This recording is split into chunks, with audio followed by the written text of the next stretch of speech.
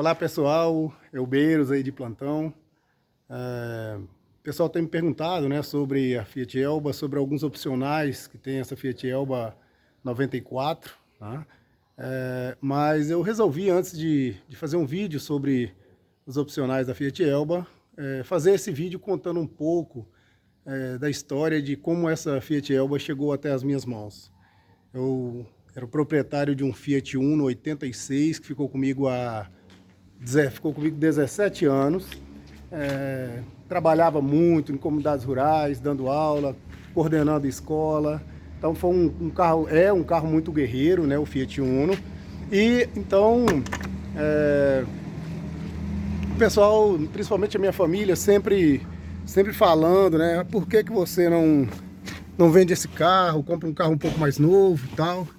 E aí eu sempre falava, né, que eu só ia vender o Fiat Uno quando eu conseguisse uma Fiat Elba e, se possível, uma Fiat Elba 4 portas. Sempre, muitos anos falando, repetindo a mesma coisa, principalmente com os meus familiares que falavam para mim comprar um carro um pouco mais novo. Era um Fiat Uno 86, né, guerreiro, de muito trabalho, mas sempre mantendo ali manutenção e tal. Então, acabei um dia passeando, indo para a cidade de Montes Claros, visitar minha mãe, meus familiares, no final de semana. Então, saí com o Fiat Uno, cheguei até a cidade de Montes Claros, fica a 100 quilômetros, né, da minha cidade aqui de Brasília de Minas. Chegando em Montes Claros, dei uma volta pela cidade, estive na catedral junto com a minha esposa, meu filho, e depois fomos para a casa da minha mãe, onde estacionei o carro na garagem, e dentro de pouco tempo, o carro parado na garagem, o pneu estourou. Ficamos sem entender o que tinha acontecido, até descobri que tinha sido o pneu que havia estourado. Eu coloquei o pneu, né, pneu socorro, pneu reserva. Isso foi num sábado à tarde, fiquei por lá. No domingo, à tardezinha, eu falei, eu vou sair, vou até um supermercado, né, um shopping lá de Montes Claros, para comprar um pneu, para a gente poder vir embora, ou no domingo mesmo, ou na segunda-feira mais cedo, porque eu dava aula aqui em Brasília de Minas. Peguei a minha esposa, meu filho, um sobrinho, e fomos, né? Parei num semáforo, e aí o carro parou à minha frente, parei o Fiat Uno. Dentro assim, de instantes, eu escutei uma frenagem, né, uma freada brusca, e um carro bateu na traseira, né, do Fiat Uno, jogando um pouco para frente e bateu um pouquinho no carro que estava à frente.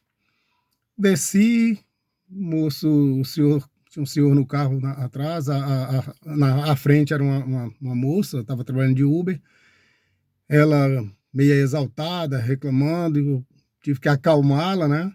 E aí o moço que saiu do carro olhou e reconheceu que tinha errado e prometeu que ia custear com as despesas, né? Eu falei com ele que eu não morava em Montes Claros, morava em Brasília de Minas, e que dava aula, né? Professor em Brasília de Minas, teria aula na segunda pela manhã, mas que, diante do fato, eu ia conversar com os meus familiares e também, né, conversar com o pessoal da escola, porque meu filho também tinha aula pela manhã, para que ele pudesse faltar a aula. E aí que eu ia mandar fazer, olhar o que tinha, né, quebrado, mandar olhar e fazer o orçamento.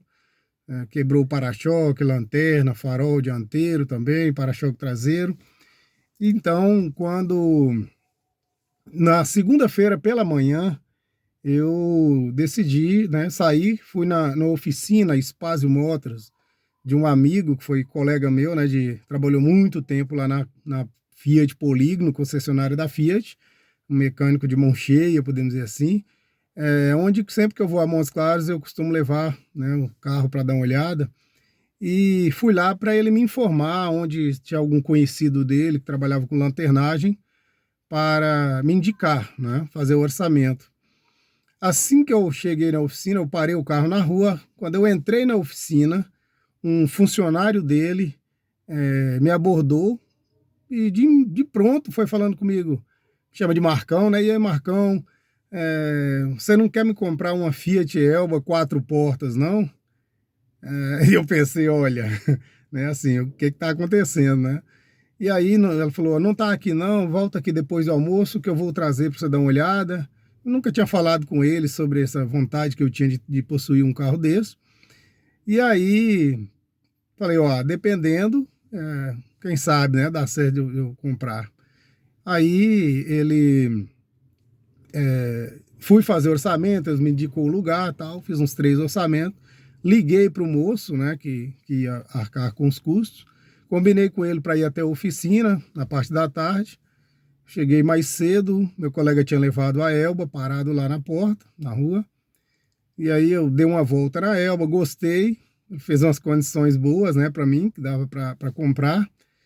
E quando o moço chegou, eu expliquei para ele a situação, falei, ó, ficou por tanto, né, mostrei o orçamento que ficou mais em conta. E mas logo falei com ele, falei, ó, meu amigo ali tá me oferecendo aquele carro, faz uma condição boa para mim, e se o senhor for pagar, for à vista, né, e puder me passar o dinheiro, eu já vou passar o dinheiro para ele, e aí eu vou embora no meu carrinho, no Fiat Uno, e lá em Brasília de Minas eu tento arrumar ele lá aos pouquinhos. E o moço ficou muito satisfeito, talvez mais, quase naquele momento, quase mais feliz do que eu, né? E falando, nossa, é um carro que tá bonitinho, tem um bagageiro grande, 4 portas e tal. E assim ele passou o recurso, né? O dinheiro de comprar o carro, uma parte pelo menos de pagar, né? Um amigo lá dividiu o restante. E com isso eu vejo que foi uma forma que Deus me proporcionou de chegar, né, até aquele lugar que eu não tinha intenção de ir e adquirir esse carro que há muitos, muitos anos mesmo a gente tinha essa vontade de possuir.